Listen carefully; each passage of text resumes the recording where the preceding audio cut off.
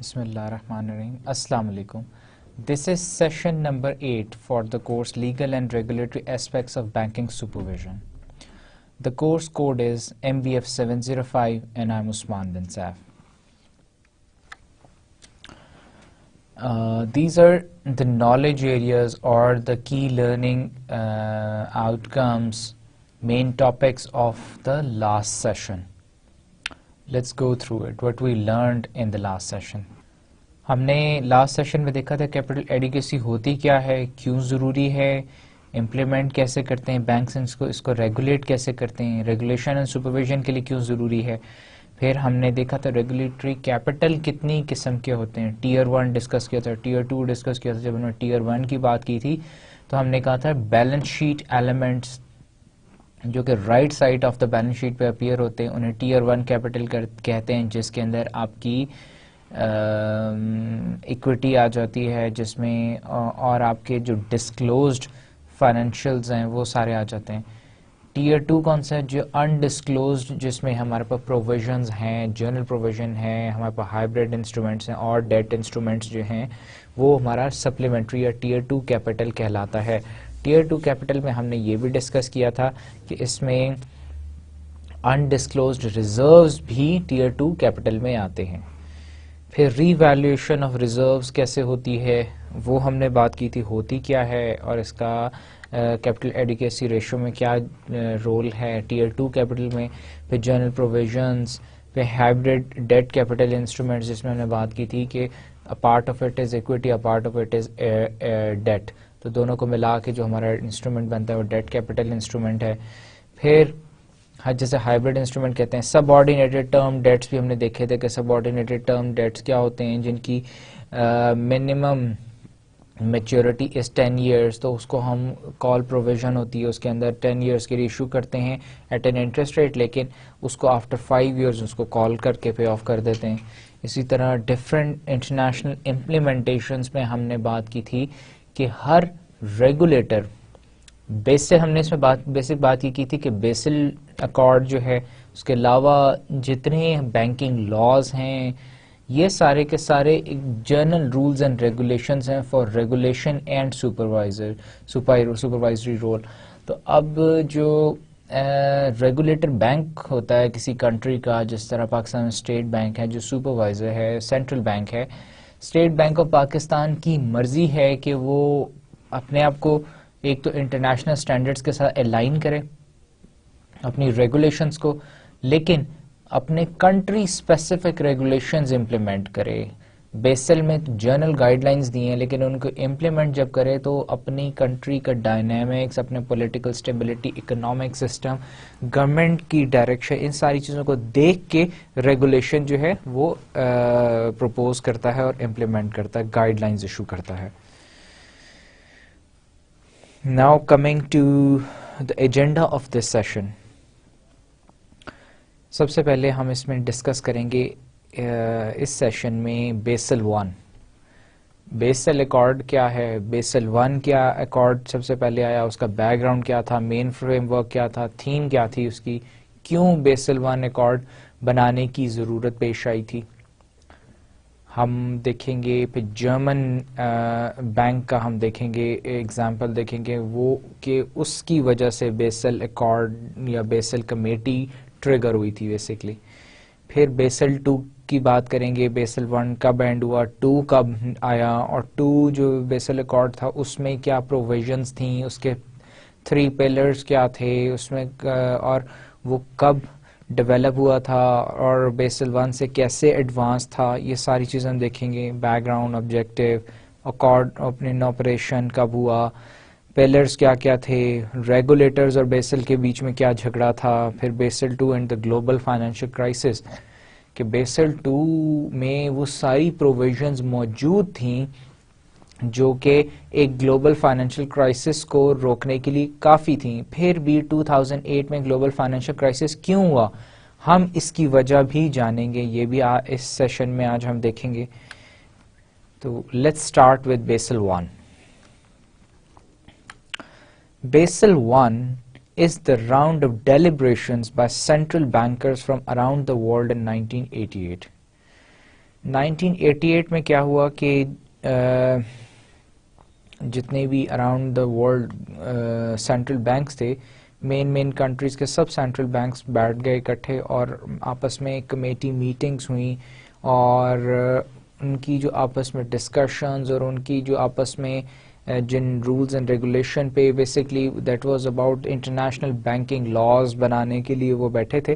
تو انہوں نے جو آپس میں ان کی جو جن پوائنٹس کے اوپر ان کا اتفاق تھا وہ انہوں نے کمپائل کر کے اس کو بیسل 1 بنا دیا.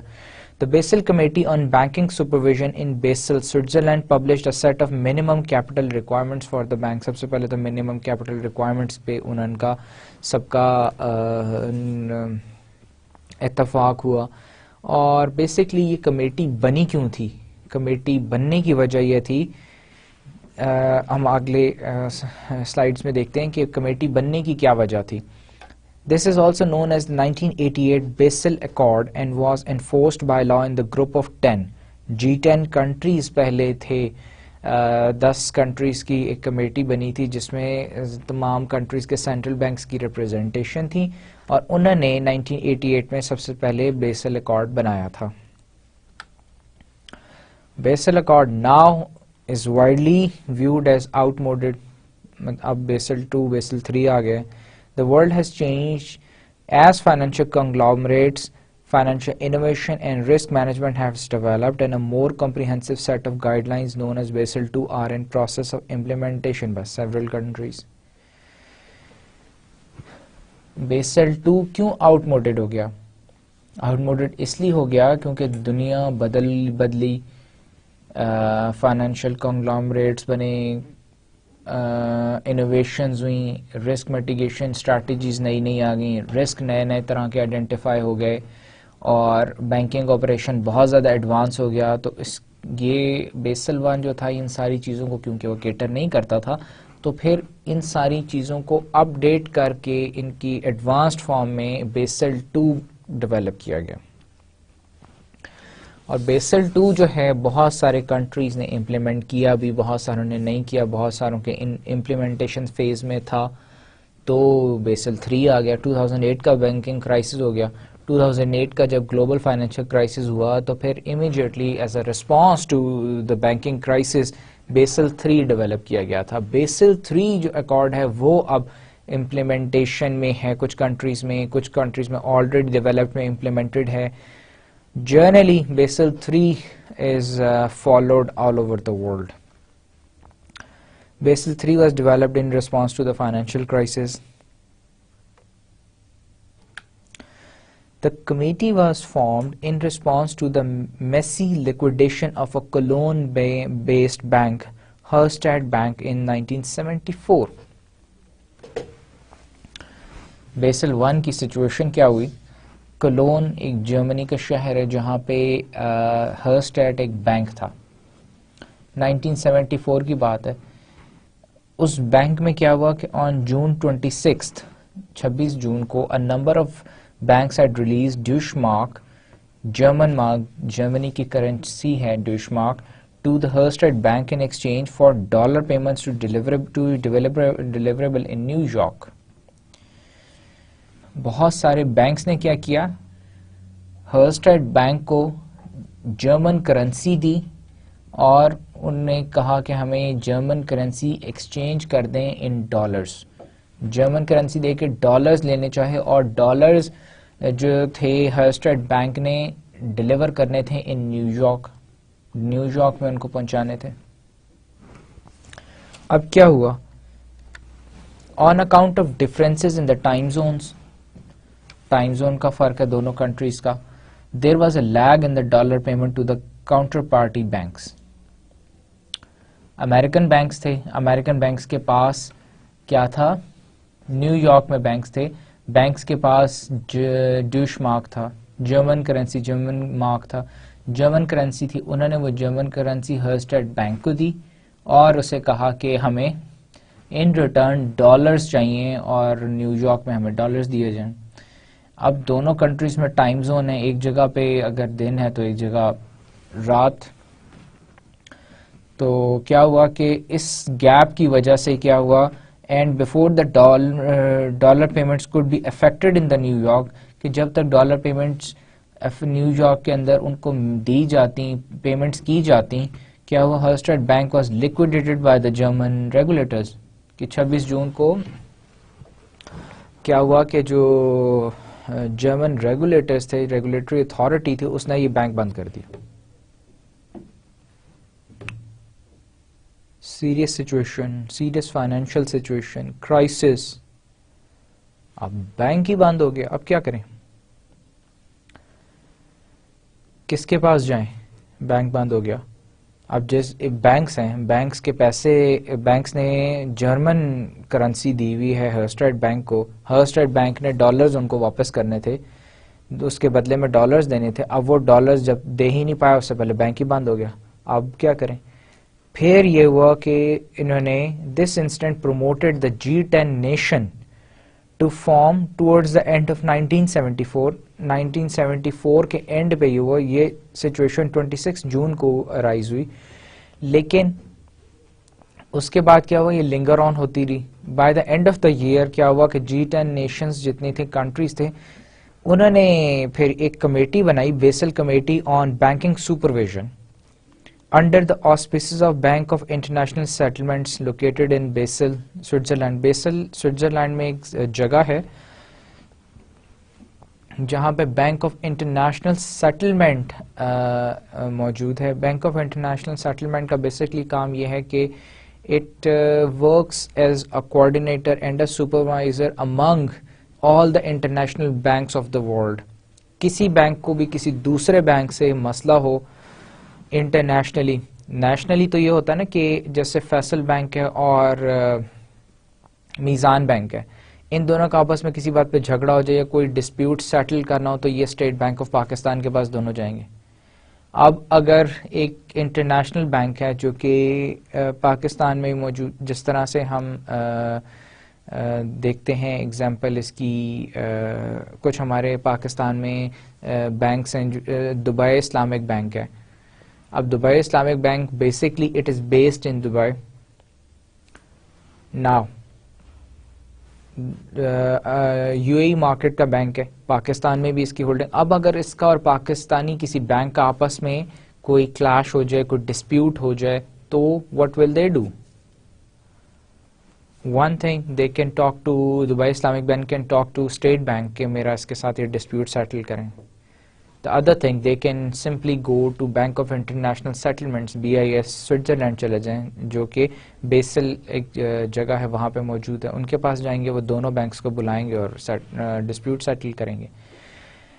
تو اب جب یہ ہرسٹیڈ بینک اور نیو یارک بینکس کا آپس میں جھگڑا ہوا تو یہ بھی گئے بینک آف انٹرنیشنل سیٹلمنٹس کے پاس, اور اس وقت تک کیونکہ ٹائم بھی گزر رہا تھا اور جتنے G10 کنٹریز تھے تو وہ بھی دیور اینگری کہ کیوں یہ اتنا بڑا یہ کرائسس ہو رہا ہے اور اس کو ٹھیک ہونا چاہیے سچویشن کو.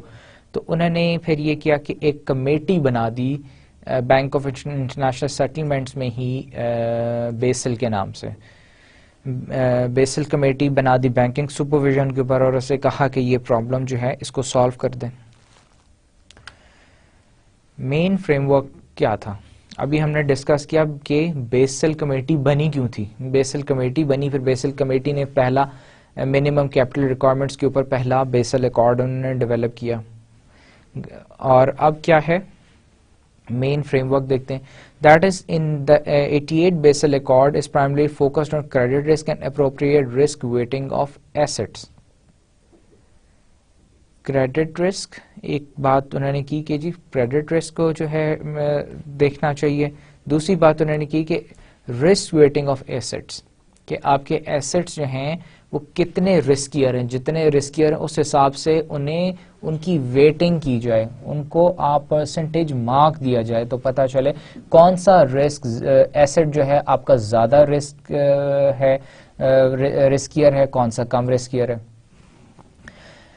Assets of banks were classified and grouped in categories according to credit risk and carrying risk weights of zero. उसमें थे चार उन्होंने कैटेगरीज बना दी, 5 बना दी, 0%, 20%, 50%, 100%. और उसमें इन्होंने ऐसे किया कि जो 0% कैटेगरी थी उसमें उन्होंने कैश, रेडी कैश जो थी, रेडी कैश अगर आपके पास अवेलेबल है, that means if you have the cash, उसका मतलब है कि there is no risk, zero risk है. 20% रिस्क है such as securitisation, such as mortgage back securities जिनकी रेटिंग ट्रिपल ए रेटिंग का मतलब है कि no risk of default. Now फिर भी उन्होंने उसको 20% रेटिंग इसलिए दी कि 20% फिर भी रिस्क मौजूद है कि मॉर्गेज है, मॉर्गेज बैक सिक्योरिटी है, सिक्योरिटी है, डिफॉल्ट करेगी तो मॉर्गेज पे करके, मॉर्गेज के अगेंस्ट जो घर या प्रॉपर्टी हम उसको बेच के हम आपको सिक्योरिटी के पैसे वापस करेंगे. ये इसकी एक अजम्पशन थी बेसल अकॉर्ड की. सो दो बातें मेन फ्रेमवर्क क्या है बेसल 1 अकॉर्ड का, उसमें दो बातें उन्होंने कही. पहली बात कि क्रेडिट रिस्क को एक्नॉलेज किया जाए, रिस्क क्रेडिट है तो रिस्क भी है. दूसरी बात रिस्क वेटिंग एसेट्स, जो आपके जिन एसेट्स के अगेंस्ट आप रिस्क ले रहे हैं, क्रेडिट दे रहे हैं, उनकी रिस्क वेटिंग भी होनी चाहिए, उनकी वेटेज पता होनी चाहिए. वेटेज कैसे पता होगी, उसके लिए उन्होंने 5 वो बनाए, ग्रुप्स बनाए. पहला ग्रुप ये है क्रेडिट, पहला ग्रुप है जिसमें 0% वो है रिस्क है. 0% इंटरेस्ट का रिस्क का मतलब है कि 0% रिस्क का मतलब है कि कैश इन हैंड, आपके पास कैश मौजूद है and there is no risk. 20% ये है कि मॉर्गेज बैक सिक्योरिटी है, आपने डेट तो लिया हुआ है लेकिन मॉर्गेज बैक्ड है, इन केस ऑफ डिफॉल्ट तो आप घर बेच के पैसे दे सकते हैं या प्रॉपर्टी बेच के पैसे दे सकते हैं. फिर है 50% risk, 50% rate for corporate companies जिनकी रेटिंग अच्छी है, जो कि फाइनेंशियली अच्छा परफॉर्म कर रहे हैं. 50% उनका, उस पर भी उन्होंने रिस्क रखा कि कॉर्पोरेट डेट्स पे 50% रिस्क रखा जाए. और कुछ एसेट्स ऐसे थे जो कि बहुत ज़्यादा रिस्कियर थे, तो उसको उन्होंने कहा कि हम इसको कोई रेटिंग नहीं दे सकते, 100% रिस्क है, जिसमें there is very less chance कि आपको आपके अगेन पैसे वापस मिलेंगे, अदरवाइज इट्स 100% रिस्क डिफॉल्ट ही होगा. So banks with an international presence are required to hold capital equal to 8% of their risk-weighted assets. और उन्होंने कहा कि जो बैंक्स जिनकी इंटरनेशनल रिप्रेजेंटेशन भी है, जिस तरह हर्स्टेड बैंक था, उनको चाहिए कम से कम 8% रिस्क वेटेड एसेट्स जो हैं उनको अपने पास रखें, और फिर आप कैपिटल कम से कम 8% कैपिटल रखें, और फिर आप रिस्क वेटेड एसेट्स में इन्वेस्ट करें.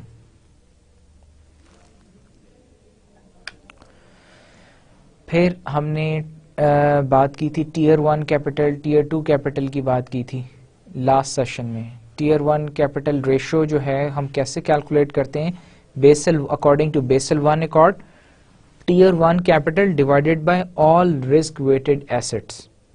तो हमारे पास क्या आ जाता है, टीयर 1 कैपिटल रेशियो हो जाते हैं. टीयर 1 कैपिटल रेशियो कौन सी, किस कैपिटल कहते हैं, वो हमारा जो सिक्योरिटीज या डेट्स जो कि दे come on the right side of the balance sheet and they are disclosed. Tier 2 कौन सा था, अनडिस्क्लोज था. नाउ टोटल कैपिटल रेशियो कैसे कैलकुलेट होगी, total capital ratio tier 1 capital, tier 2, tier 3 divided by all risk waiting assets. Leverage ratio, leverage का रिस्कीनेस, leverage किस चीज का रिप्रेजेंट करती है, रिस्कीनेस को. Total capital divided by average total assets, आपके पास जो टोटल कैपिटल है और एवरेज टोटल एसेट्स हैं उनको आप डिवाइड करें तो हमारे पास लेवरेज रेशियो आ जाती है. Now banks are also required to report off balance sheet items such as letters of credit, unused commitments, derivatives, these are factors into the risk weighted assets. risk weighted assets جو ہیں اس کی riskiness کو calculate کرنے کے لیے ہم of balance sheet elements کو بھی اکاؤنٹ فار کرتے ہیں. آف بیلنس شیٹ ایلیمنٹس کون سے ہوتے ہیں؟ جیسے لیٹر آف کریڈٹ ہے, ان یوزڈ کمٹمنٹس ہیں, ڈیریویٹیوز ہے جو کہ نارملی ہم انڈسکلوز رکھتے ہیں. ٹیئر 3 میں یا ہمارے جو بیسل اکارڈ 3 ہے اس میں آ کے ریگولیٹرز جو ہیں, some of the regulators not all, allow کرتے ہیں کہ ہم جو انڈسکلوزڈ آئٹمز ہیں ان کو ہم اپنی بیلنس شیٹ پہ نہ شو کریں. لیکن بیسل 1 کیا کہتا تھا کہ آپ اپنے آف بیلنس شیٹ ایلیمنٹس کو بھی رپورٹ کریں. Since 1988, the framework has been progressively introduced in member countries of G10, currently comprising of 13 countries. اس وقت 10 countries تھے, اب 13 countries ہو گئے ہیں, اور بیسل 1 جو تھا 1988 میں سکسیسفلی سب کنٹریز نے 10 کے 10 کنٹریز نے G10 نے سب نے امپلیمنٹ کیا تھا اس وقت, جس میں ابھی جو کرنٹلی ممبرز ہیں G10 کے, بیلجیم ہے, کینیڈا ہے, فرانس ہے, Germany, Italy, Japan, Luxembourg, Netherland, Spain, Sweden, Switzerland, United Kingdom and the United States of America.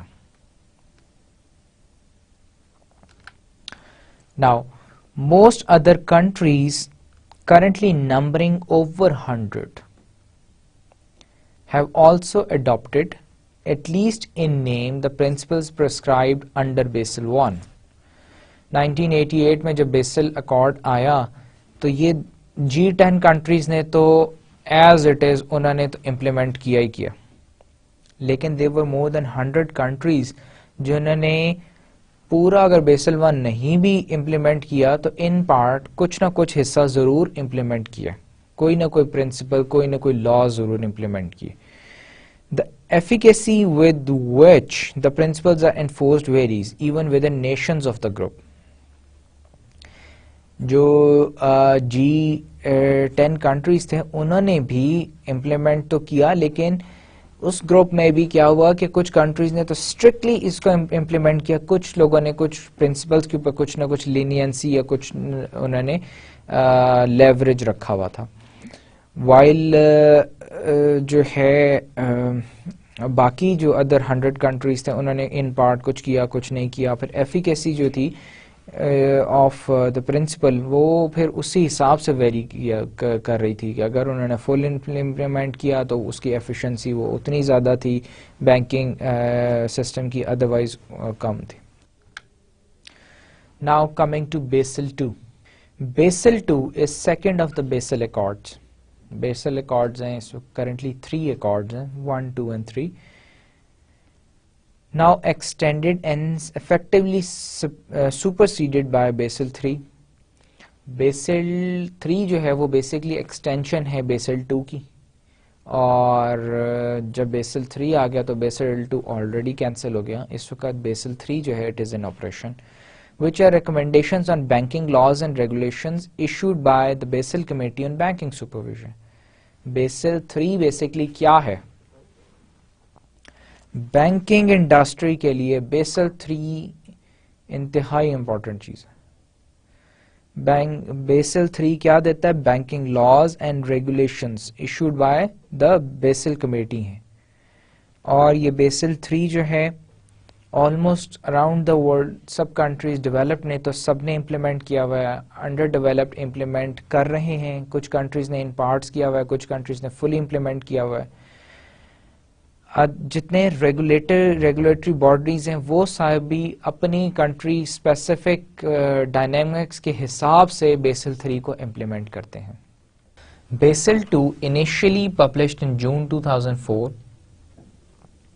was intended to create an international standard for banking regulators to control how much capital banks needs to put aside to guard against the types of financial and operational risks and the whole economy.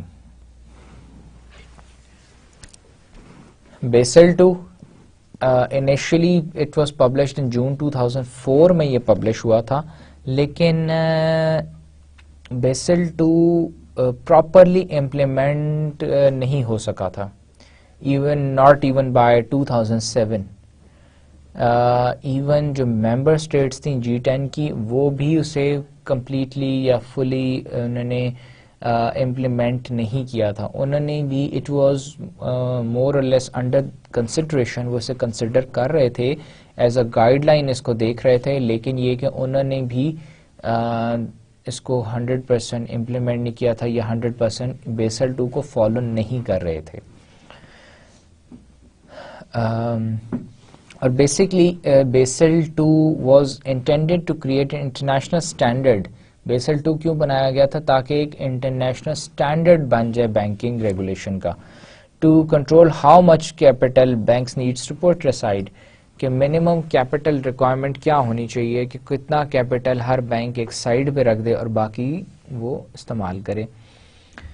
اور اس کو کرنے کے minimum capital requirement کو stress کرنے کی وجہ یہ تھی کہ تاکہ کسی بھی فائنینشیل یا آپریشنل ڈسٹریس کی وجہ سے، کسی بھی فائنینشیل آپریشنل رسک کی وجہ سے بینک یا ایز اے ہول اکانومی جو ہے وہ ڈسٹرب نہ ہو، بینک کا اپنا جو ہے امیج یا فیس یا اپنی کریڈیبلٹی خراب نہ ہو یا اکانومی کی کریڈیبلٹی خراب نہ ہو. One focus was to maintain sufficient consistency of regulations so that this does not become a source of competitive inequality among the internationally active banks. Basel II implement کرنے کا ایک main reason یہ بھی تھی to maintain sufficient consistency of regulations، کہ internationally جتنے bank موجود ہیں ان میں کم از کم یہ ساری ریگولیشنز امپلیمنٹ ہوئی ہوں، سو دیٹ کہ ایسا نہ ہو کہ ایک انٹرنیشنل بینک ہے وہ ریگولیشنز کو فالو کرتا ہے، دوسرا نہیں کرتا. تو کیا ہوگا کہ ایک بینک تو بینک جو ہے اس کے لیے بینکنگ آپریشنز اور وہ under the regulation strict conditions میں ورک کر رہا ہے، ایک انسٹرکٹ میں ورک کر رہا ہے، ایک کے پاس لیوریج ہے to take out more risk and to not to follow capital requirement, دوسرا جو ہے وہ کیپٹل ریکوائرمنٹس کو فالو کر رہا ہے. تو اس سے کیا ہوگا؟ ان ایکوالٹی آف بیلنس دونوں انٹرنیشنل بینکس میں آ جائے گا، جس سے ایک بینک کے لیے سروائیو کرنا مشکل ہو جائے گا، دوسرا اس کو مینیپولیٹ کرے گا اور دوسرے جو ہے وہ ہائی پروفٹ گینز میں جا رہا ہوگا. تو in order to avoid this situation, it was the main focus of Basel II was to maintain sufficient consistency of regulations across the globe in international banks. Advocates of Basel II believed that such an international standard could help protect the international financial system from the type of problems that might arise should a major bank or a series of banks collapse.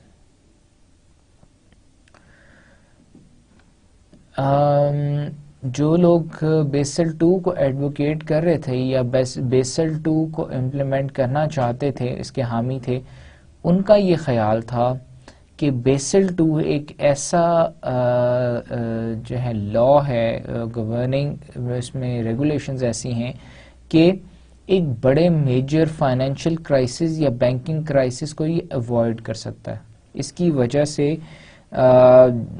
بہت major کولاپس سے بچا جا سکتا ہے، یا series of bank defaults یا کولاپس سے بچا جا سکتا ہے. In theory, Basel II attempted to accomplish this by setting up risk and capital management requirements.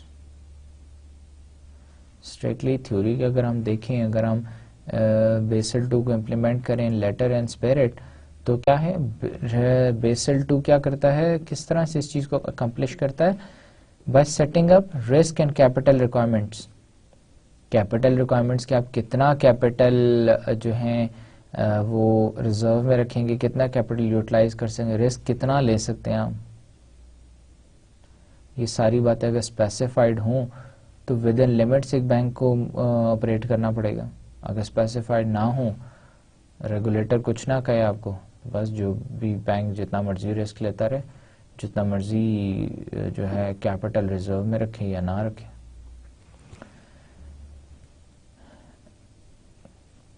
And these requirements were designed to ensure that a bank has adequate capital for the risk the bank exposes itself to through its lending and investment practices.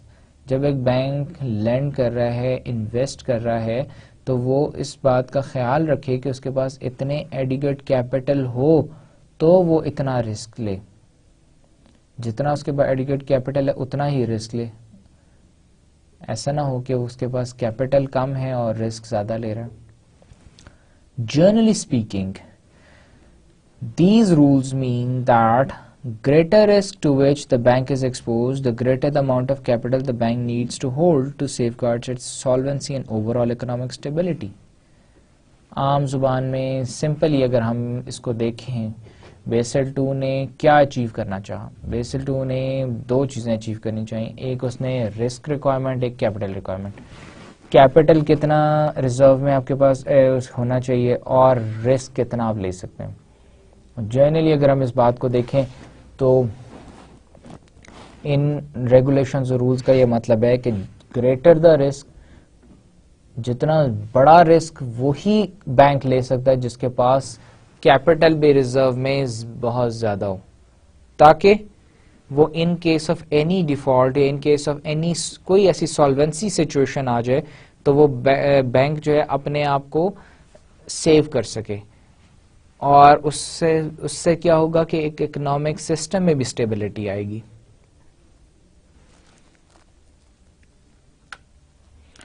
Politically, it was difficult to implement Basel II in the regulatory environment prior to 2008.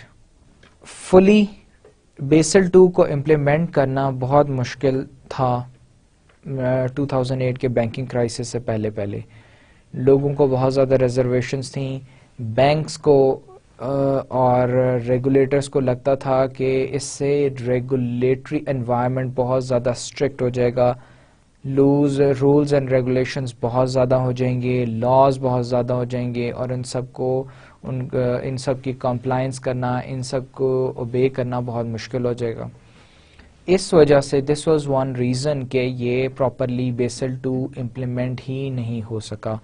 And progress was generally slow until the years major banking crisis, mostly by credit default swaps. Banking crisis ہم نے detail میں دیکھا تھا, credit default سویپس تھا یا mortgage back securities تھیں. تو یہ دو باتیں تھیں نا, ہم نے لاسٹ بینکنگ کرائسس میں دیکھا تھا. سی ڈی اوز کا ہم نے بات کی تھی, کولیٹرل ڈیٹ ابلیگیشنز تھیں یا ایم بی ایس تھی, مارگیج بیک سیکورٹیز تھیں. دو چیزیں تھیں جس کی وجہ سے پورا بینکنگ سسٹم کولیپس کر گیا تھا اور جس کی وجہ سے گلوبل فائنینشیل کرائسس آیا. تو بیسل 2 موجود تھا اس وقت. بیسل 2 اس وقت روکتا تھا ان چیزوں سے, سی ڈی او سے, ایم بی ایس سے روکتا تھا. لیکن کیا تھا کہ اس وقت ریگولیٹرز کا, سپروائزرز کا, اس وقت بینکس کا یہ خیال تھا کہ یہ ایکسیسو ریگولیشنز ہیں, ان کی ہمیں ضرورت نہیں ہے, اس کو ہم سب کو اوبے بھی نہیں کر سکتے.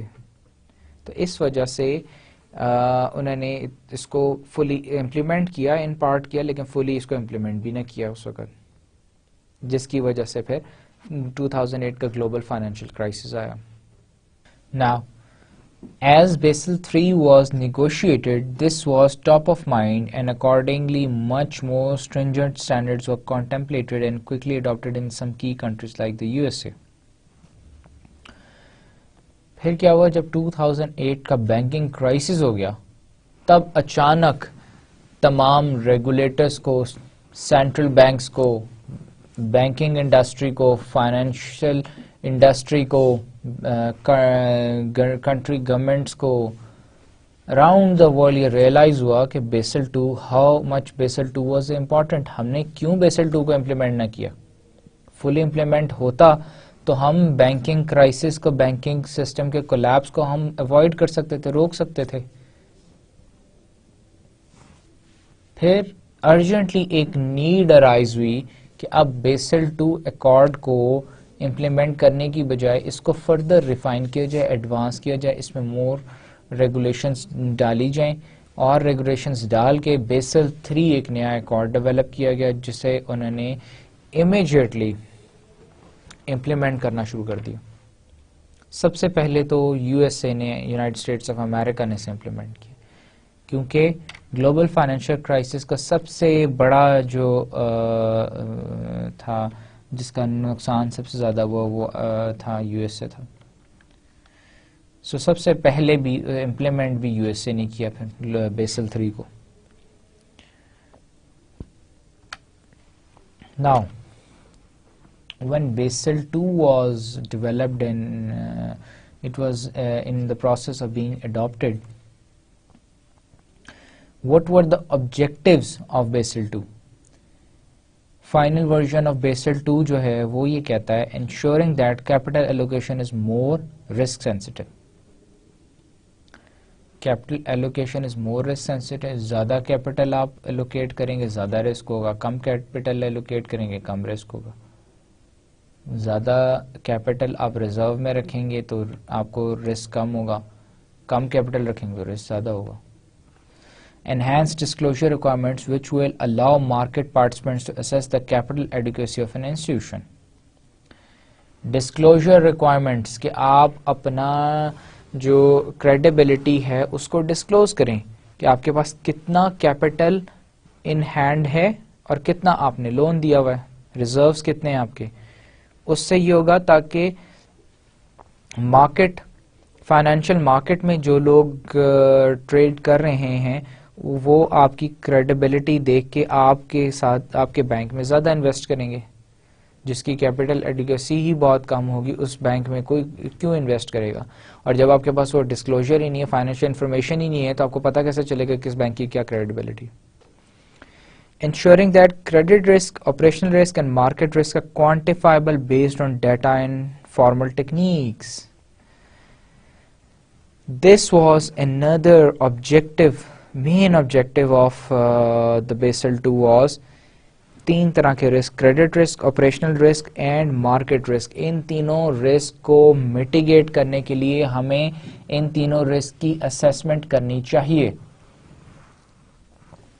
اور تھرو پراپر اور فارمل ٹیکنیکس کے تھرو ان کی اسیسمنٹ ہونی چاہیے کہ یہ رسک, کریڈٹ رسک کیسے ڈیفائن ہوتا ہے, کتنا کریڈٹ رسک ہے, آپریشنل رسک کتنا ہے اس بینک کا, مارکیٹ رسک کتنا ہے فیس کر رہا ہے. Attempting to align economic and regulatory capital more closely to reduce the scope for regulatory arbitrage. Attempting to align economic and regulatory capital and more closely to reduce the scope for regulatory arbitrage. کہ regulatory جو leverage ہے اس میں, اور اس کو basically اگر ہم اسے simple words میں دیکھیں اس کنڈیشن کو, تو اس کا یہ مطلب ہے کہ ریگولیٹر بینک, اس کے نیچے بینکنگ انڈسٹری جو ریگولیٹر نے گائیڈ لائنز یا لاز دیے ہیں وہ جس طرح سے دیے ایز اٹ از امپلیمنٹ ہو رہے ہیں. مطلب کہ ریگولیٹر کا کوئی لا یا ڈائریکشن جس نے جو دی ہے اس کا وہی مطلب ہے جو کہ بینکنگ انڈسٹری اس کو امپلیمنٹ کری, وہ بھی اس کا وہی مطلب لے رہی. They are both of them are aligned in the same direction. اور بینک آپ کو ریگولیٹر جو ہے وہ آپ کو جتنا آربیٹرال لیوریج دے رہا ہے, بینکنگ انڈسٹری بھی اسی کو امپلیمنٹ کری, اسی طرح امپلیمنٹ کری. یا دیر از اے ڈفرنس. سو اس چیز کو انہوں نے فوکس کیا کہ ان دونوں کے میں الائنمنٹ ہونی چاہیے. While the final accord has at large addressed the regulatory arbitrage issue, there are still areas where regulatory capital requirements will diverge from the economic capital. Regulatory capital, economic capital. دونوں کے اندر کیا ہے, ان دونوں کو ہم نے پچھلے پوائنٹ میں یہ دیکھا کہ ریگولیٹری کیپٹل اور جو اکنامک کیپٹل ہے، یہ دونوں ہونے چاہیے ان دا سیم ڈائریکشن، الائنڈ ہونے چاہیے. اگر یہ الائنڈ نہیں ہو گئے تو اس میں ہمیشہ آربیٹراج ایشو رہے گا. آربیٹراج کیا ہوتا ہے؟ جو لیوریج ہوتا ہے ان دونوں کیپٹل کے بیچ والا جو جیسے کہتے ہیں ریشو یا ایک چنک جو ہے یا لیوریج ہے، ان دونوں کا جو ڈفرنس ہے. Basel 2 uses a 3 pillars concept.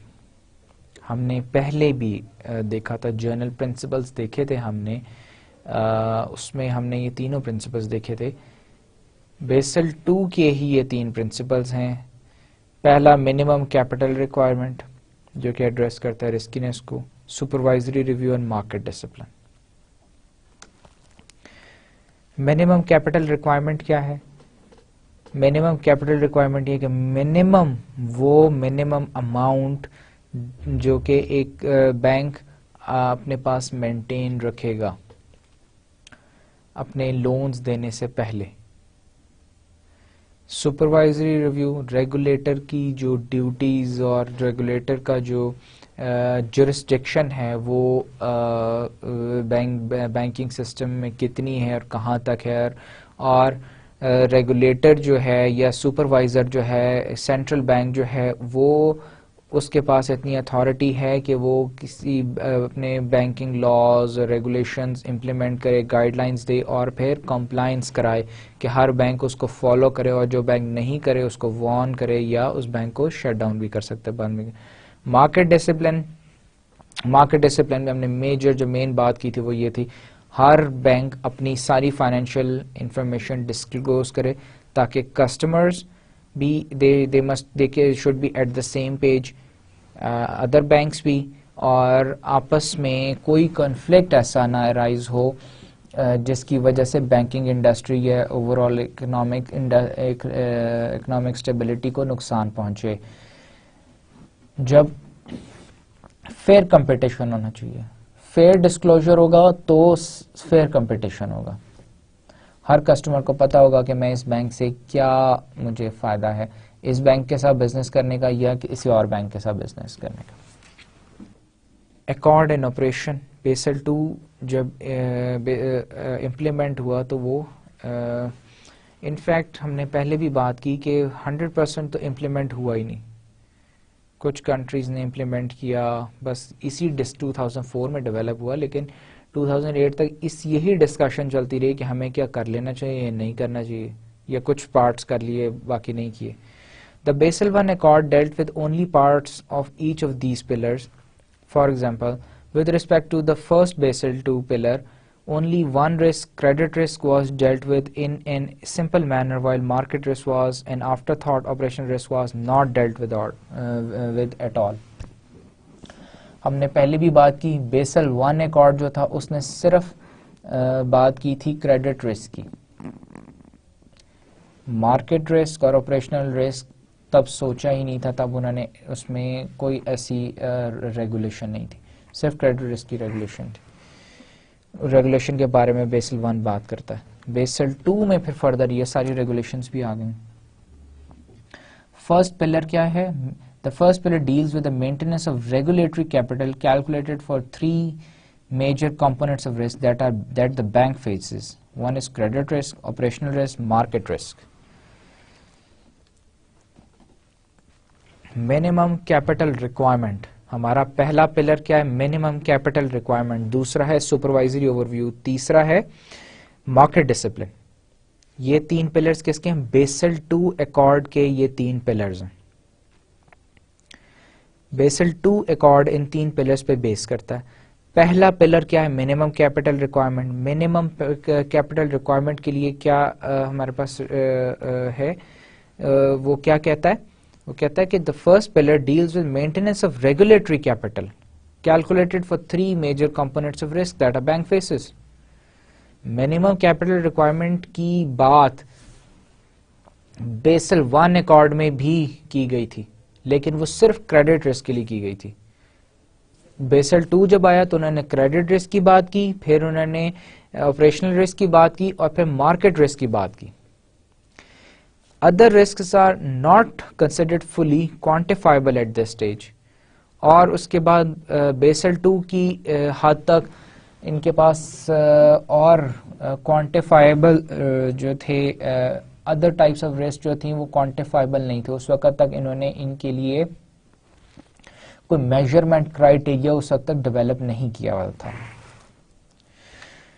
Now credit risk, ہم نے بات کی کریڈٹ رسک, آپریشنل رسک اور مارکیٹ رسک. ان تینوں کو کوانٹیفائی کرنے کے لیے کیا کمپوننٹس یوز ہوئے. The credit risk component can be calculated in 3 different ways of varying degree of sophistication. Number 1, standardization approach. Credit risk کو quantify کرنے کے لیے standardization approach یوز کی جاتی ہے. Foundation internal rating based approach. Foundation internal rating based approach, پھر ہے advanced internal rating based approach, پھر ہے general internal rating based restrictions. یہ وہ 4 اپروچز ہیں جو کہ یوز کی جاتی ہیں کریڈٹ رسک کو کوانٹیفائی کرنے کے لیے. منیمم کیپٹل ریکوائرمنٹ کے لیے ہم دیکھتے ہیں کہ کریڈٹ رسک کو ہم کیسے میٹیگیٹ کرتے ہیں, کریڈٹ رسک کو کیسے کوانٹیفائی کرتے ہیں. جتنا زیادہ ہم نے پہلے بات کی تھی کریڈٹ رسک ہوگا اتنا زیادہ کیپٹل کی ریکوائرمنٹ ہوگی. کریڈٹ رسک کم ہوگا کیپٹل کی ریکوائرمنٹ بھی کم ہوگی. آپریشنل رسک کو کوانٹیفائی کرنے کے لیے چیک کرنے کے لیے کون سی اپروچز ہیں. سب سے پہلے ہے بیسک انڈیکیٹر اپروچ ہے, پھر اسٹینڈرڈائزیشن اپروچ ہے, پھر اس کے بعد ہے internal measurement approach, an advance form of which is advanced measurement approach بھی کہتے ہیں جسے. یہ 3 اپروچز یوز ہوتی ہیں. ان اپروچز کو ہم یہاں پہ صرف ان کے نام جان لینے ہی ضروری ہیں, ہم ان ڈیٹیل ابھی ان کو نہیں دیکھیں گے. For market risk the preferred approach is VAR, value at risk. Market approach کے لیے مارکیٹ رسک کو میجر کرنے کی کوانٹیفائی کرنے کے لیے VAR یوز ہوتی ہے, value at risk. For market risk the preferred approach is VAR, value at risk. Market approach کو کوانٹیفائی کرنے کے لیے, مارکیٹ رسک کو کوانٹیفائی کرنے کے لیے جو میجرمنٹ کرائیٹیریا یوز ہوتا ہے it is called value at risk. As the Basel 2 recommendations are phased in by the banking industry, it will move from standardization requirements to more refined and specific requirements that have been developed for each risk category by each individual bank. جیسے جیسے Bessel 2 implement ہوتا جائے گا, ابھی بھی Bessel 2 بہت سارے countries میں ہو رہا ہے, بیسل 3 پہ ابھی بھی بہت سارے کنٹریز نہیں گئے. وہ کیا ہے, جیسے جیسے ہوتا جائے گا ہر بینک اپنی انڈیویجول ریکوائرمنٹس کے حساب سے کریڈٹ رسک کو میجر کرنے کے لیے, آپریشنل رسک کو میجر کرنے کے لیے, مارکیٹ رسک کو میجر کرنے کے لیے ان ساری ریکوائرمنٹس اور اپروچز کو امپلیمنٹ کرتے ہیں. The upside for banks that do not develop their own bespoke risk measurement systems is that they will be rewarded with potentially low risk capital requirements. ایک اور ویو اس کا ہم یہ بھی ہے کہ جو بینکس اپنے رسک میجرمنٹ سسٹمز ڈیولپ نہیں کرتے اور تو وہ کیا ہے potentially row risk capital with potentially love risk capital requirements, جو خود اپنے سسٹمز اڈاپٹ کرنے کی بجائے خود اپنے رسکنس سسٹمز کی بجائے انہی رسک سسٹمز کو اڈاپٹ کرتے ہیں کیونکہ زیادہ اوتھینٹیکیٹڈ ہیں. تو اس سے یہ ہے کہ ان کو وہاں پہ جو ریگولیٹری بینکس ہیں وہ اگر ایز اٹ از آپ اس کو اڈاپٹ کرتے ہیں تو regulatory banks give you a ledger for capital low risk capital requirements. جس کا کیا مطلب ہے؟ جس کا مطلب یہ ہے کہ آپ ایک تو یہ اپروچز ہیں, ان اپروچز کو آپ نے ایز اٹ از امپلیمنٹ کرنا ہے. اگر آپ ان کو ایز اٹ از صرف انہی کو امپلیمنٹ کرتے ہیں, آپ اپنا سسٹم رسکینس کو میجر کرنے کا سسٹم نہیں کوئی اڈاپٹ کرتے یا ڈیولپ کرتے تو کیا ہوگا؟ تو یہ ہوتا ہے کہ وہاں پہ جو ریگولیٹری بینک ہے وہ آپ کو الاؤ نہیں کرتا زیادہ رسک کی طرف. صرف لو رسک کے اوپر ہی آپ اپنی کیپٹل ریکوائرمنٹ بھی آپ کی لو رسک کی رہے گی اور آپ کی آپ انکر بھی صرف لو رسک کر سکتے ہیں, ہائی رسک کی طرف بینک نہیں جا سکتا. In future, there will be closer links between the concepts of economic and regulatory capital. ہم نے ریگولیٹری اکنامک کیپٹل الائنمنٹ کی پیچھے بات بھی کی تھی. تو جیسے جیسے یہ ایکارڈز ایڈوانس ہوتے جائیں گے, مور ریگولیشنز اور لاز آتے جائیں گے, تو ان کے آپس میں کولیشن بھی زیادہ اسٹرانگ ہوتی جائے گی. Now the second pillar. There is a regulatory response to the first pillar, giving regulators better tools over those previously available. Second pillar کیا ہے جی؟ ہمارا پاس second pillar ہے banking supervision. It provides a framework for dealing with. اب banking supervision کو ہم کیسے major کریں گے؟ فرسٹ پلر تھا minimum capital requirement. Minimum capital requirement میں پھر تین چیزیں تھیں, کریڈٹ رسک تھا, پھر اس کے بعد ایک آپریشنس رسک تھا, ایک مارکیٹ رسک تھا. ان تینوں رسک کے ہم نے دیکھا تھا, اپروچز دیکھی تھیں, ٹولز دیکھے تھے کہ ہم ان تینوں رسک کو کیسے میجر کر سکتے ہیں. اب آ جاتا ہے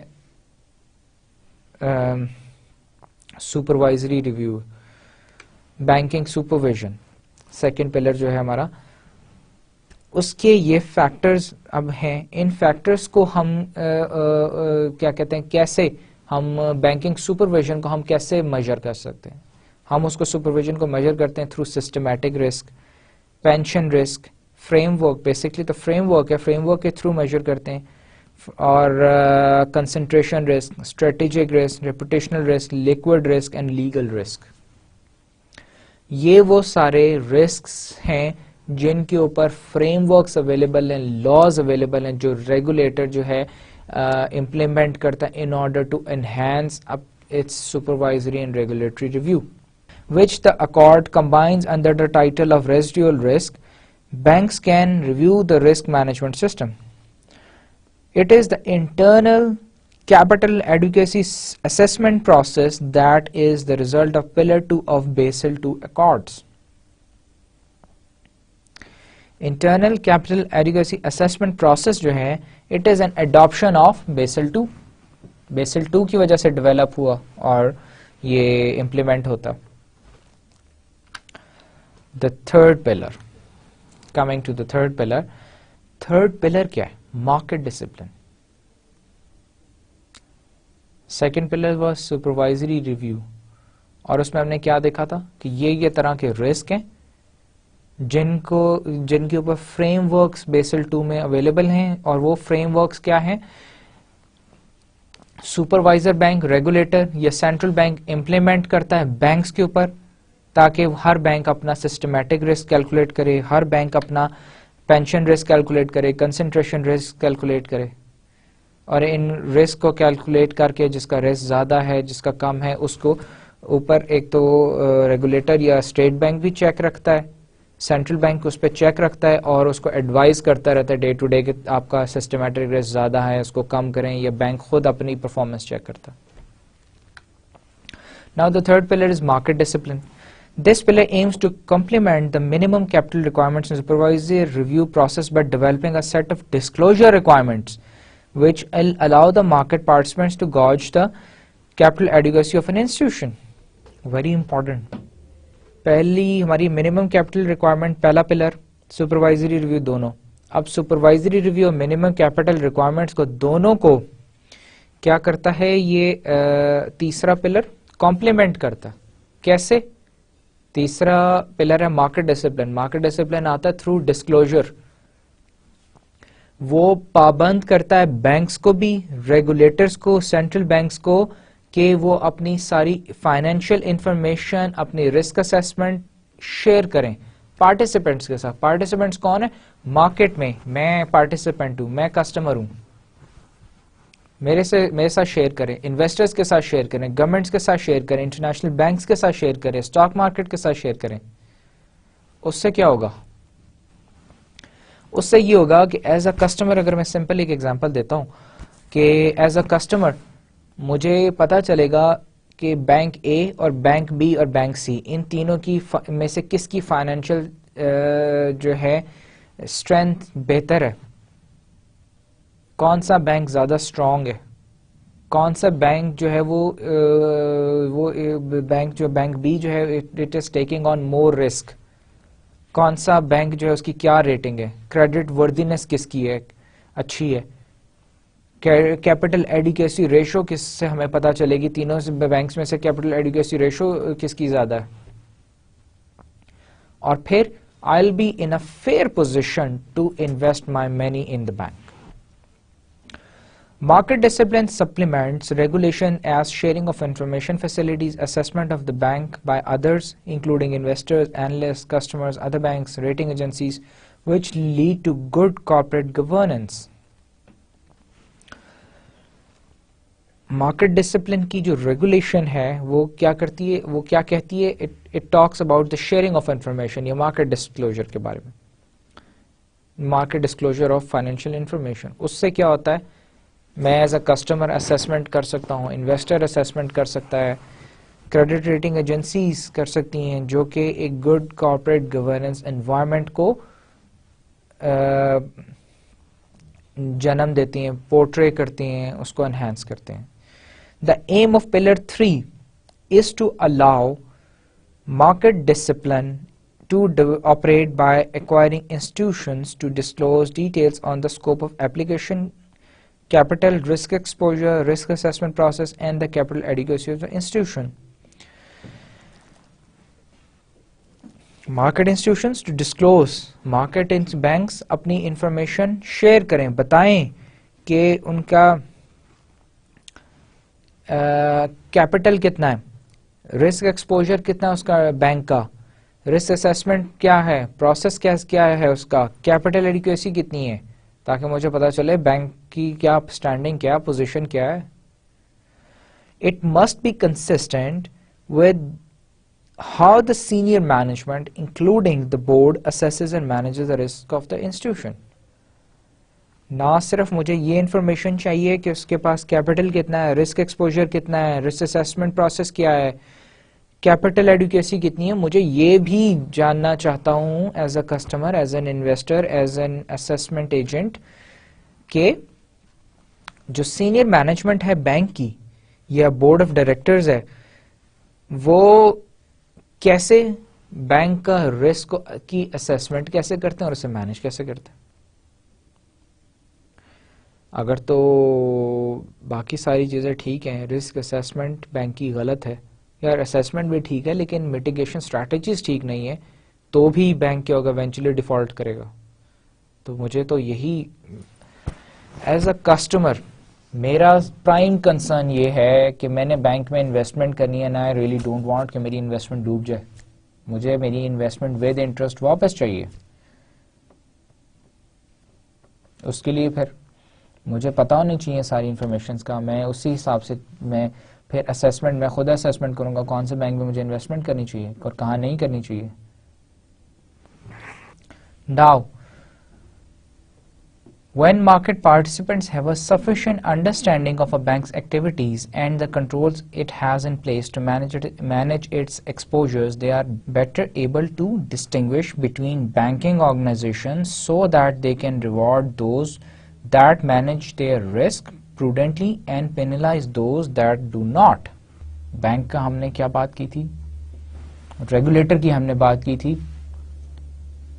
3 جنرل پرنسپلز ہیں، 3 پلرز ہیں بیسل 2 کے. پہلا ہے منیمم کیپٹل، دوسرا ہے سپروائزری ریویو، تیسرا ہے مارکیٹ ڈسپلن، اور پہلے 2 جو ہیں وہ کمپلیمنٹ کرتے ہیں تیسرے کے لیے. Now as a supervisor, not only supervisor, as a market participant as well, جب مجھے پتا ہوگا کہ بینک کی ایکٹیویٹیز کیا ہیں، کیسے کنٹرولز انہوں نے لگائے ہوئے ہیں، رسک اسیسمنٹ کیسے کرتے ہیں، ایکسپوجر کیسے وہ مینیج کرتے ہیں، ناٹ اونلی مینیج کرتے ہیں اس کو کم کیسے کرتے ہیں. they are better, I'll be in a better position to distinguish between the banking organization. میں اس سچویشن میں ہم نے پہلے بھی ڈسکس کیا کہ مجھے جب یہ ساری ڈسکلوجرز میں انفارمیشن ہوگی تو ہی میں جان سکوں گا کہ کون سی بینکنگ کمپنی کہاں میں نے انویسٹ کرنا ہے, کہاں میں نے انویسٹ نہیں کرنا. پھر اگر میں سپروائزر کے ریویو سے دیکھوں, اگر ریگولیٹر کی میں ویو سے دیکھوں تو کیا, تو یہ کہ اگر ریگولیٹر کے ویو سے میں دیکھوں تو پھر میں یہ جان سکوں گا کہ کون سے بینکس ہیں جو کہ کاشیسلی موو کر رہے ہیں, مارکیٹ میں آپریٹ کر رہے ہیں, پروڈنٹلی آپریٹ کر رہے ہیں, اور کون سے بینکس ہیں جو کہ دے آر لوز. تو میں ان بینکس کو وارننگ ایشو کروں گا, منع کروں گا, یا ان کے اوپر کوئی پینلٹی لگاؤں گا, یا ایونچولی انہیں کہوں گا کہ to shut down their operations, کیونکہ یہ I am the state bank, I am the central bank and it is my jurisdiction, اور یہ بینک سارے میرے انڈر آتے ہیں. میں نے ان سارے بینکس کو ریگولیٹ کرنا ہے, سپروائز کرنا ہے, تو میں نے ان بینکس کو بتانا ہے کہ آپ ٹھیک کام کر رہے ہیں یا ٹھیک نہیں کر رہے. These disclosures are required to be made at least twice a year. اور یہ ساری انفارمیشن ڈسکلوجر جو ہے سال میں 2 دفعہ ہونی چاہیے, accept qualitative disclosures providing a summary of the general risk management objectives and policies which can be made annually. Risk assessment کی پالیسیز اور ان کا فریم ورک اور رسک مینجمنٹ جو ہے یہ تو ہم اینولی بینک کی رپورٹ میں ڈسکلوز کر سکتے ہیں, لیکن ادر انفارمیشن جو ہے وہ فائنینشیل انفارمیشن وہ سیمی اینولی ڈسکلوز ہونی چاہیے, ایسا بیسل 2 ایکارڈ کہتا ہے. بیسل 2 ایکارڈ کیا کہتا ہے کہ یہ انفارمیشن سال میں 2 دفعہ مارکیٹ پارٹیسپینٹس کے ساتھ شیئر ہونی چاہیے. بینک کیا کرے, سال میں 2 دفعہ اسے پبلش کرے, اور اپنی جو رسک مینجمنٹ پالیسیز اور فریم ورک اور میٹیگیشن پروسیس ہے اس کو بے شک 1 دفعہ اپنی جو اینول رپورٹ میں ہی پبلش کرے. Institutions are also required to create a formal policy on what will be disclosed and controls around them, along with the validation and frequency of these disclosures. تمام بینکنگ انسٹیٹیوشنز جتنے بھی ہیں they are required to create a formal policy. ہر bank اپنی ایک policy بنائے کہ وہ کیا کیا انفارمیشن شیئر کرے گا, اپنے کون کون سے کنٹرولز کے اوپر رپورٹ کرے گا, اور اس کو وہ جو اپنی انفارمیشن شیئر کر رہا ہے وہ ویلیڈیٹ کیسے کر رہا ہے, اور فریکوینسی آف دیز ڈسکلوجرز کے سال میں کتنی دفعہ وہ ڈسکلوز کرے گا. یہ ہر بینک کے لیے ضروری ہے کہ وہ بتائے, پہلے سے بتائے, اپنی پالیسی بتائے. ڈسکلوجر پالیسی کیا ہے بینک کی, کون کون سی انفارمیشن ہے جو بینک ہمیں دے گا. میں مارکیٹ پارٹیسپینٹ ہوں, مجھے بینک کی انفارمیشن چاہیے, تو مجھے بینک کی ڈسکلوجر پالیسی بھی پتہ ہونی چاہیے کہ جی بینک کب کیا انفارمیشن دے گا. In general, the disclosures under the Pillar 3 apply to the top consolidated level of the banking group to which the Basel II framework applies. Banking group ہے, ہر گروپ کی ایک جو ہے ڈسکلوجر پالیسی ہونی چاہیے کہ اس کے گروپ کے ممبرز جو ہیں وہ کیا کیا جو ہیں ڈسکلوجرز کب کریں گے, اور بیسل 2 اگر وہ گروپ امپلیمنٹ کرتا ہے تو اس کو بھی کنفرم کرنا پڑے گا ان پرنسپلز کو, اور یہ پالیسی بنانی پڑے گی. Now Basel 2 and the regulators, ہم نے پچھلے سلائیڈز کے اوپر بھی بات کی, دونوں ویوز کی کہ ایز اے مارکیٹ پارٹیسپینٹ جو ہے میں بیسل 2 کے ریگولیشنز کو کیسے دیکھتا ہوں, اور بینکنگ انسٹیٹیوشنز جو ہیں ریگولیشنز کو کیسے دیکھتے ہیں. پھر ریگولیٹرز کی بھی ہم نے بات کی کہ ریگولیٹری پوائنٹ آف ویو سے جو ہیں لاز یا ریگولیشنز ہیں وہ کس طرح سے دیکھ سکتے ہیں ہم. ناؤ some other views میں اگر ہم دیکھیں, one of the most difficult aspects of implementing an international agreement is the need to accommodate different cultures, varying structure models, complexities of public policy and existing regulation. Basel 2 کس نے implement کرانا ہے, کون implement کرے گا؟ ہر country کا central bank. Group ہے نا country کا, ہر کنٹری کے بینکنگ انڈسٹری کا ایک گروپ ہے, اس کے اوپر سینٹرل بینک ہے. سینٹرل بینک نے وہ بیسل 2 لے کے اس کو امپلیمنٹ کرانا ہے تمام بینکس کے اوپر. اگر سینٹرل بینک انٹرسٹڈ نہیں ہے تو آپ کے کنٹری میں بیسل 2 امپلیمنٹ ہی نہیں ہو سکتا. پھر کیونکہ ہر کنٹری مختلف ہے، اس کا کلچر مختلف ہے، اس کی پبلک پالیسی مختلف ہے، اس کے اکنامک ڈائنامکس مختلف ہیں، تو پھر جو سینٹرل بینک کا یہ رول ہے کہ وہ بیسل 2 کو اسی طرح اس میں آلٹریشنز کر کے اپنے کنٹری اسپیسیفک لاز اور ریگولیشنز بنا کے اسے امپلیمنٹ کرے. Bank senior management will determine corporate strategy as well as the country in which to base a particular type of business, based in part on how Basel II is ultimately interpreted by various countries' legislatures and regulators.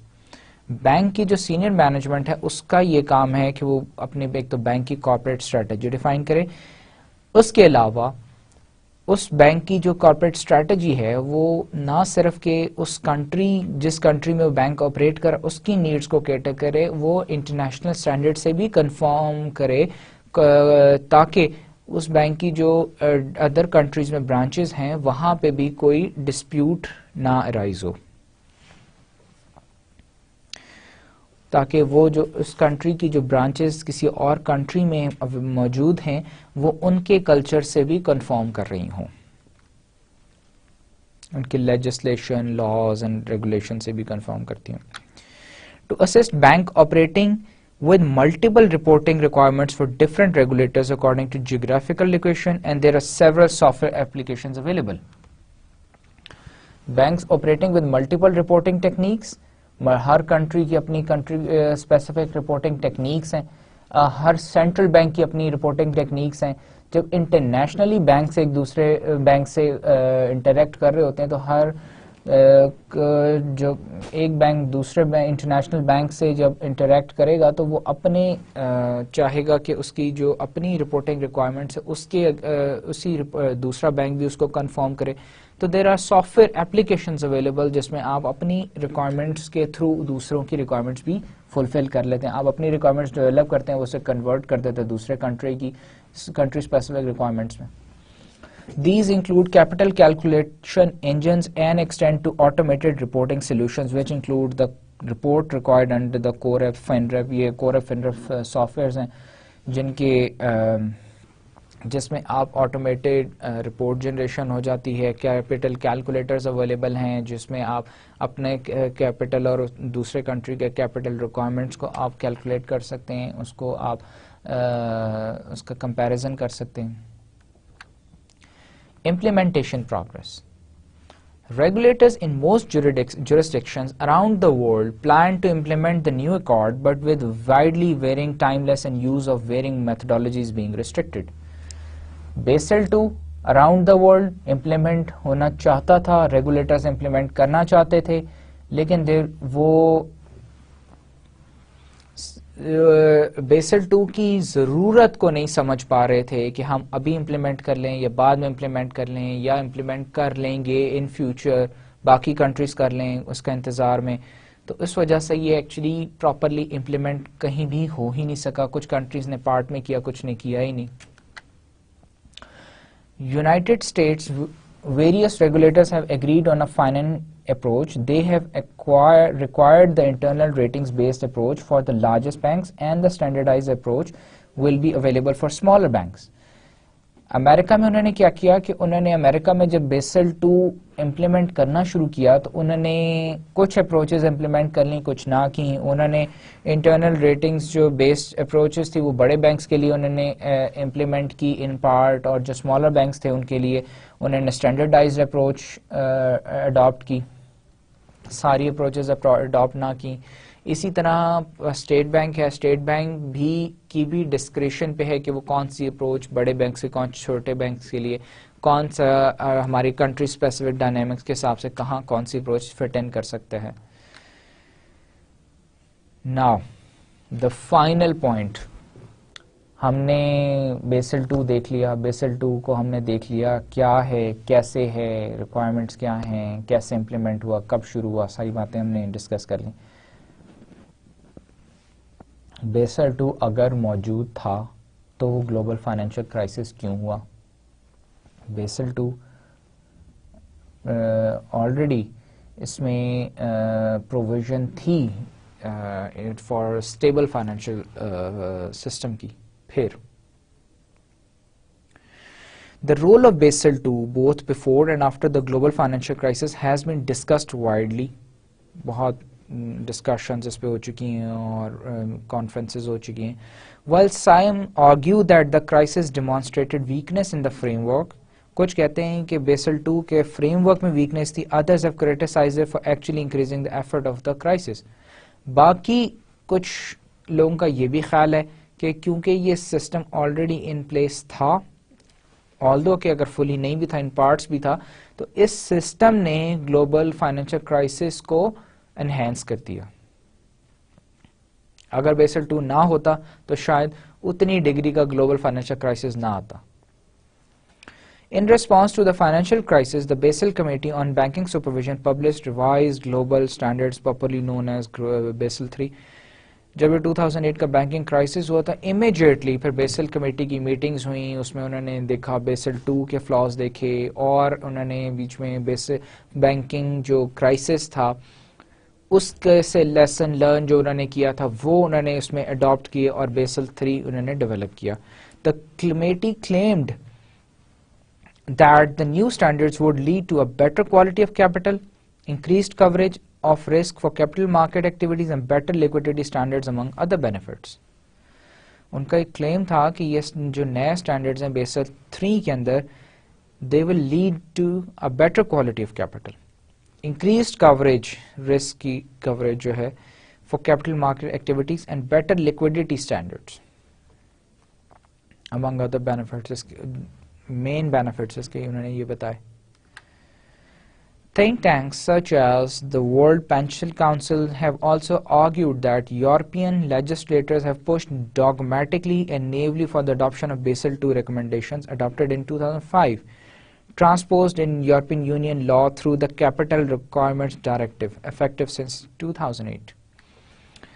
Think tanks, بڑے بڑے think tanks around the world, جس طرح world pension council ہے، انہوں نے یہ argue کیا کہ یورپین جو لیجسلیٹرز لا میکرز تھے انہوں نے بہت زور سے، بہت ڈاگمیٹکلی انہوں نے اور وہ پش کیا کہ بیسل 2 جب 2005 کے اندر بیسل 2 انہوں نے کہا کہ امپلیمنٹ ہونا چاہیے، لیکن انہوں نے ایز اٹ از بیسل 2 کو امپلیمنٹ نہیں کیا. انہوں نے کیا کیا، اس کو اڈاپٹ کیا into their capital requirement CRD پہلے 1 تھا، CRD 2 میں اس کو اڈاپٹ کر لیا انہوں نے، جو کہ 2008 میں جا کے افیکٹو ہوا، امپلیمنٹ ہوا. In a sense the force private banks, central banks and bank regulators to rely more on assessment of credit risk by private rating agencies. انہوں نے کیا کیا، انہوں نے فورس کیا بینکس کو، ریگولیٹرز کو، سینٹرل بینکس کو کہ وہ ریلائی کریں کس پہ، کریڈٹ ریٹنگ ایجنسیز پہ. ہم نے بیسل 2 میں کیا دیکھا، بیسل 2 میں ہم نے دیکھا کہ پہلی ریکوائرمنٹ کیا تھی، منیمم کیپٹل کی. دوسری ریکوائرمنٹ کیا تھی، سپروائزری ریویو کی.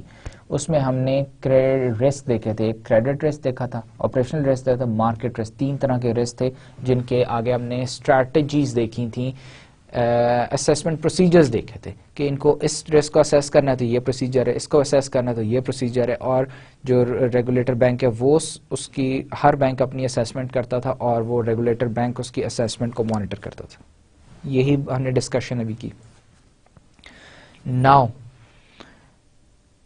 یہاں پہ یہ کہتا ہے کہ کیونکہ ہر بینک کو فورس کیا گیا تھا، اب وہ جو اسیسمنٹ ہے، اسیسمنٹ کون کرے گا؟ بینک اپنی اسیسمنٹ کرتا ہے.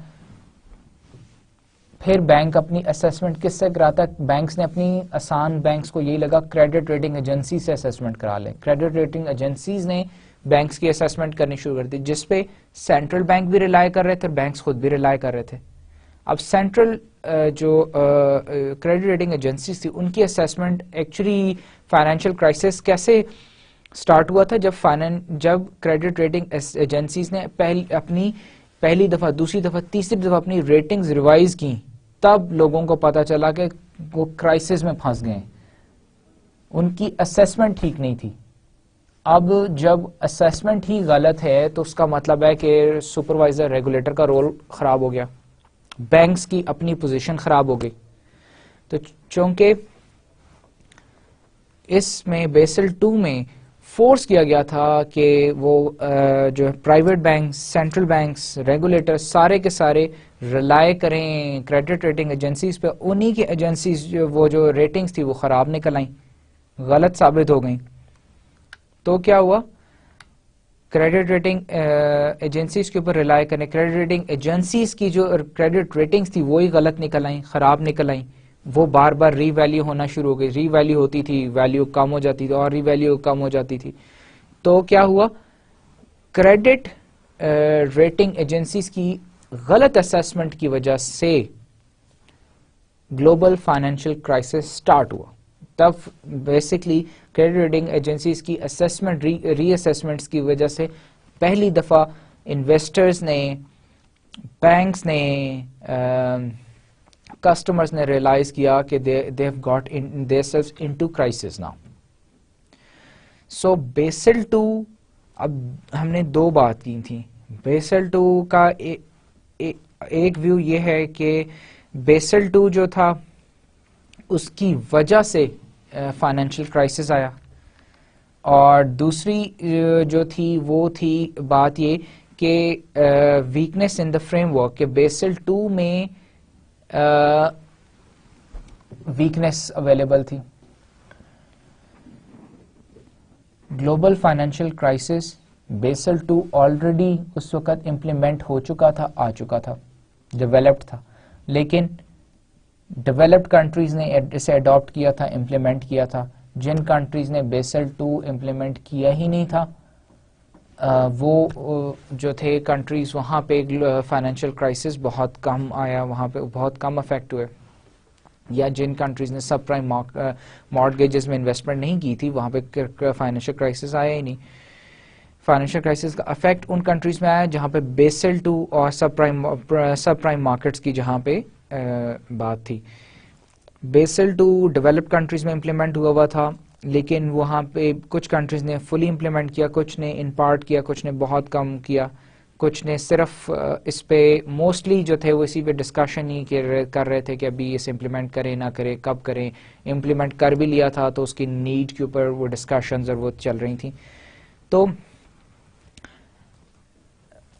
ہمیں دو باتیں پتہ چلیں. ایک تو یہ کہ یو ایس اے مارکیٹ میں سب سے بڑا گلوبل فائنینشیل کرائسس وہاں پہ شروع ہوا, بینکنگ سسٹم کا collapse. U S a market کے اندر فلی بیسل 2 اڈاپٹڈ تھا, امپلیمنٹڈ تھا. اب جو ہے کچھ کریٹکس کا کہنا یہ ہے کہ بیکاز بیسل 2 میں there were flaws, ویکنیسز, اس وجہ سے گلوبل فائنینشیل کرائسس آیا, بینکنگ سسٹم کولیپس کیا. کچھ کریٹکس کا کہنا ہے کیونکہ بیسل 2 نے اس فائنینشیل کرائسس کو, بینکنگ سسٹم کرائسس کو انہینس کیا. یہ وجہ تھی, ٹو بیسل 2 اڈاپشن تھی وجہ جس کی وجہ سے بینکنگ سسٹم کولیپس کیا.